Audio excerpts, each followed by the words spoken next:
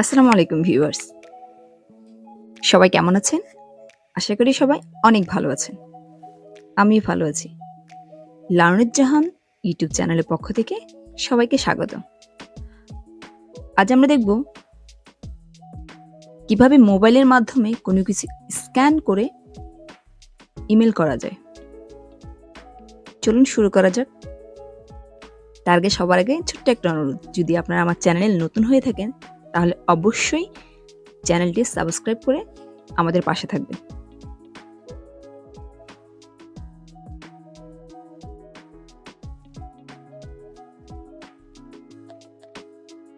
তো দেখে নেওয়া যাক কিভাবে আমরা মোবাইল থেকে কোনো কিছু স্ক্যান করতে পারি। তার জন্য মোবাইল থেকে আমরা প্রথমে প্লে স্টোরে অ্যাপসটি ওপেন করে নেব। সেখানে লিখব ক্যাম স্ক্যানার অ্যাপটি আমরা ইনস্টল করে নেব। আমি অলরেডি অ্যাপটি ইনস্টল করে নিয়েছি, এই জন্য এখানে ওপেন দেখাচ্ছে, আমি ওপেনে ক্লিক করলাম।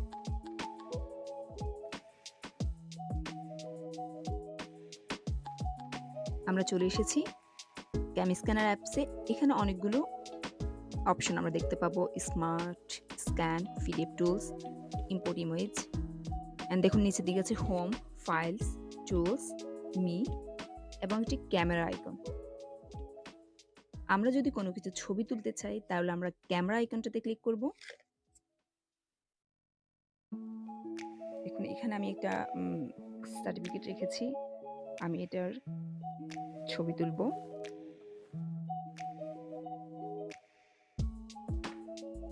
আমি ছবিটা যেভাবে তুলতে চাই ঠিক সেভাবেই এখানে বাইরে আউটলাইন হয়ে গেছে, বাইরের অংশটুকু কেটে যাবে। দেন আমি নেক্সটে ক্লিক করব। দেখুন এটা সুন্দর একটা ছবি উঠে গেছে। আমরা এটাতে ক্লিক করলে ছবিটি এই অ্যাপসে সেভ হয়ে যাবে। এরপরে দেখুন আমরা যদি আমাদের ফাইল ম্যানেজার থেকে কোনো কিছু অ্যাড করতে চাই, আমরা অ্যাডে ক্লিক করব, দেন ইম্পোর্ট ইমোজি ক্লিক করব।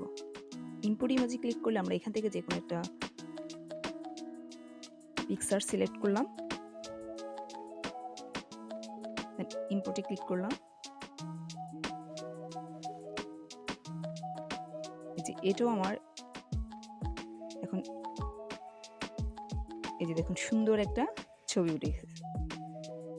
আমরা এটা ক্লিক করলাম, এই ছবিটাও সেভ হয়ে গেছে। এখান থেকে যদি আমরা কোনো কিছু ইমেল করতে চাই,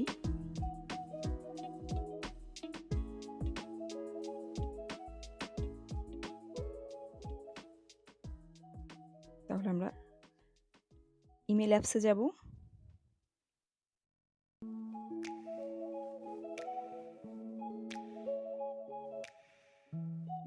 এখান থেকে যার কাছে আমরা ইমেলটা পাঠাতে চাই সেই ইমেল অ্যাড্রেসটা লিখে অ্যাটাচ ফাইলে ক্লিক করব।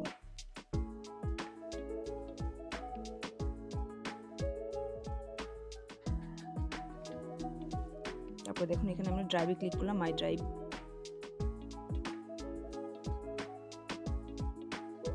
এই যে এখানে একটা ক্লিক করলাম,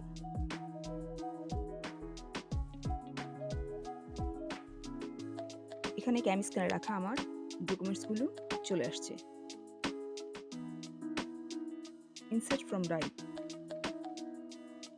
এখান থেকে আমরা যেতে পারি।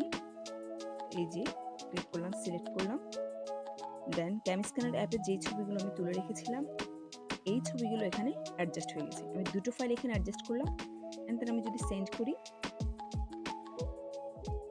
সেন্ড হয়ে যাবে। এখানে যদি আমি কারো ঠিকানা দিইনি, কারো ইমেল অ্যাড্রেসটা দিইনি, এই জন্য সেন্ড হচ্ছে না। তাহলে আমরা দেখলাম যে খুব সহজে কোনো কিছু আমরা কীভাবে মোবাইলের মাধ্যমে স্ক্যান করে ইমেল করতে পারি। ধন্যবাদ সবাই।